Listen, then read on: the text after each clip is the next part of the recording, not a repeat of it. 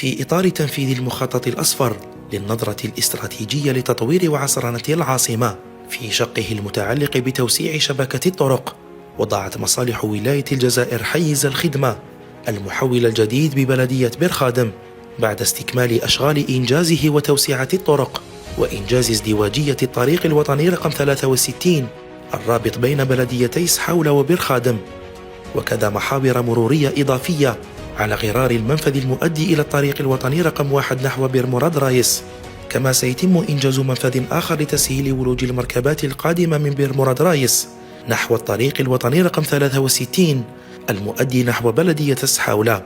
هذا المشروع الهام جاء لمعالجة إحدى النقاط السوداء التي كانت تعيق الحركة اليومية بالمنطقة، وذلك من خلال تنظيم حركة المرور للمركبات القادمة من بلدية بيرخادم وكذا بلدية سحاولة للولوج بكل سهولة إلى مختلف الاتجاهات على غرار الطريق الوطني رقم 1 في الاتجاهين نحو البليدة ونحو بير مراد رايس، وكذا المتوجهين نحو وسط بلدية بيرخادم والطريق الوطني رقم 63 نحو بلدية سحاولة. وبفضل الجهود المتواصلة لمصالح الولاية سجل الطريق نتائج إيجابية كبيرة منذ فتحه أمام مستعمليه ليشكل حلقة جديدة في مسار توسيع شبكة الطرق وتحديث البنية التحتية بالعاصمة.